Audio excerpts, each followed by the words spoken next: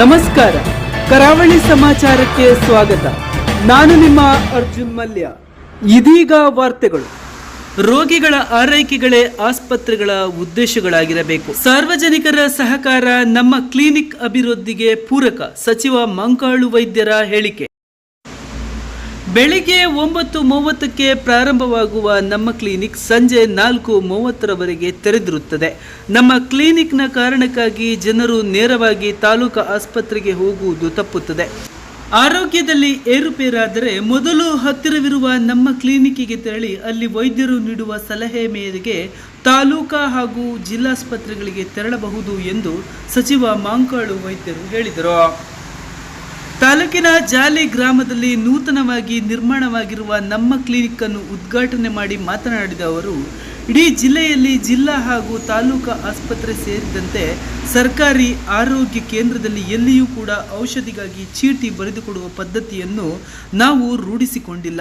ರೋಗಿಗಳಿಗೆ ಯಾವುದೇ ಔಷಧಿ ಇದ್ದರೂ ಆಸ್ಪತ್ರೆಯಲ್ಲಿಯೇ ನೇರವಾಗಿ ನೀಡುವ ವಾತಾವರಣ ನಿರ್ಮಿಸಿಕೊಟ್ಟಿದ್ದೇನೆ. ಒಂದು ಚೀಟಿ ನೀಡುವ ಪದ್ಧತಿ ಇದ್ದರೆ ಅದು ಖಂಡನೀಯ, ಅದು ಆಗಬಾರದು ಎಂದು ಹೇಳಿದರು. ಬೆಳಿಗ್ಗೆ 9 ಗಂಟೆಗೆ ಸ್ಟಾರ್ಟ್ ಆದರೆ ಸಂಜೆ 4:30ವರೆಗೆ ಇದು ಓಪನ್ ಇರ್ತದೆ. ಇದು ಭಾಳ ಮುಖ್ಯವಾಗುತ್ತೆ. ಬೆಳಿಗ್ಗೆ 9ವರೆಗೆ ಪ್ರಾರಂಭ ಆಗ್ತದೆ,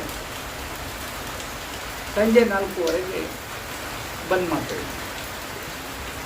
ಇಲ್ಲಿ ಒಂದು ಅನುಕೂಲ ಅಂತ ಹೇಳಿದ್ರೆ, ಯಾರಿಗೆ ಯಾವ ಸಮಸ್ಯೆ ಆಗಿದೆ, ಯಾವ ಡಾಕ್ಟರ್ ತೋರಿಸಿದ್ರೆ ಅಥವಾ ಎಲ್ಲಿ ತೋರಿಸಿದ್ರೆ, ಇದು ಭಾಳ ಮುಖ್ಯವಾಗಿದೆ.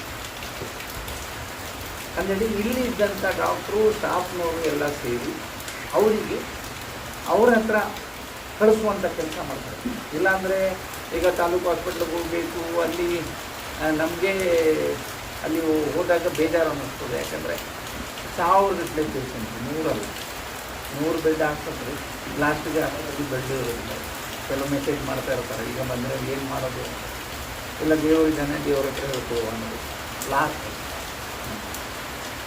ಹಾಗೆ ಆಗಿರುವಾಗ ಇವರು ಸೀದಾ ಹೋಗಿ ಅಲ್ಲಿ ಬೇಕಾದಂಥ ಡಾಕ್ಟ್ರಿಗೆ ನೇರವಾಗಿ ಇಲ್ಲಿಂದ ಕಳಿಸ್ಬಿಡ್ತಾರೆ. ಅಲ್ಲಿ ಹೋಗಿ ಅವ್ರಿಗೆ ಬೇಕಾದಂಥ ಟ್ರೀಟ್ಮೆಂಟನ್ನು ತಗೊಂಡು ಅವ್ರಿಗೆ ಪೂರಕವಾದಂಥ ಎಲ್ಲ ಮೆಡಿಸಿನನ್ನು ಕೊಡುವಂಥ ವ್ಯವಸ್ಥೆಯನ್ನು ಮಾಡ್ತಾಯಿದ್ದೀವಿ ನಾವು. ಮತ್ತು ಇಡೀ ಜಿಲ್ಲೆಯಲ್ಲಿ, ಬೇರೆ ಕಡೆಯಿಂದ ನಾನು ಹೇಳಲಿಕ್ಕೆ ಹೋಗೋದು, ಇಡೀ ಜಿಲ್ಲೆಯಲ್ಲಿ ಎಲ್ಲೂ ಯಾವುದೇ ಮೆಡಿಸನ್ನು ಚೀಟಿ ಬರೆದು ಕೊಡೋ ಸಿಸ್ಟಮ್ ಇಲ್ಲ.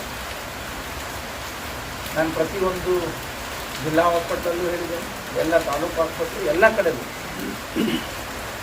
ಅಲ್ಲಿ ಅವರಿಗೆ ನಾವು ಜವಾಬ್ದಾರಿಯನ್ನು ಬಿದ್ದುಬಿಟ್ಟಿದ್ದೇವೆ. ನೀವು ಇದು ಒಳ್ಳೆಯ ಕೆಲಸ, ನೀವು ಡಾಕ್ಟ್ರು ಅಂಗಡಿ ಕೆಲಸ ಮಾಡೋದಲ್ಲ, ಸೇವೆ ಅಂಗಡಿ ಕೆಲಸ ಮಾಡೋದು.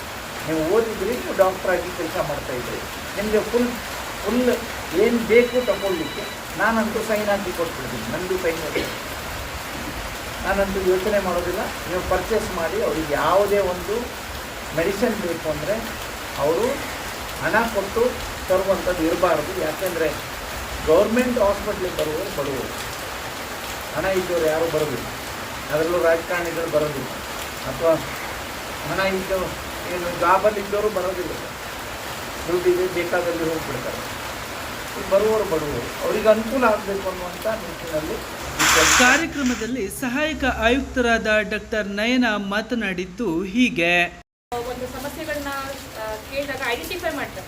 ಸೊ ಫಸ್ಟ್ ಸ್ಟೆಪ್ ಇಮಿಡಿಯೇಟಾಗಿ ಇಲ್ಲವೇ ಚಿಕಿತ್ಸೆ ಕೊಡೋ ಥರ ಇದ್ದರೆ ಆ ರೀತಿಯಲ್ಲಿ ಈ ಒಂದು ನಮ್ಮ ಕ್ಲಿನಿಕ್ನ ಬಳಸ್ಕೊಳ್ಬೇಕು ಅಂತ ನಾನು ಸಾರ್ವಜನಿಕರಲ್ಲಿ ನಿಮ್ಮ ಮೂಲಕ ಅದನ್ನು ತಲುಪಿಸ್ಬೇಕು ಅಂತ ಕೇಳ್ಕೊಳ್ತೀನಿ. ಸೊ ಇಲ್ಲಿ ಬಂದು ಇಲ್ಲಿ ಸಾಲ್ವ್ ಆಗುವಂಥ ಒಂದು ಸಮಸ್ಯೆಗಳಿತ್ತು ಅಂದರೆ ಅಲ್ಲಿ ಲೋಡ್ ಕಡಿಮೆ ಆಗುತ್ತೆ ಅನ್ನೋ ಒಂದು ದೃಷ್ಟಿಯಿಂದ ಅಲ್ಲಲ್ಲಿ ನಮ್ಮ ಕ್ಲಿನಿಕ್ ಅಂತ ಒಂದು ಈ ಒಂದು ಕಾನ್ಸೆಪ್ಟ್ನಲ್ಲಿ ಪ್ರಾರಂಭ ಮಾಡಿದ್ದಾರೆ. ಬೆಂಗಳೂರಿನಲ್ಲೂ ಅಂತ ಊರುಗಳಲ್ಲಿ ತುಂಬ ಸಕ್ಸಸ್ಫುಲ್ಲಾಗಿ ನಡೀತಾ ಇದೆ, ಹಾಗೂ ಬೇರೆ ಜಿಲ್ಲೆಗಳಲ್ಲಿ ಸಕ್ಸಸ್ಫುಲ್ಲಾಗಿ ನಡೀತಾ ಇದೆ.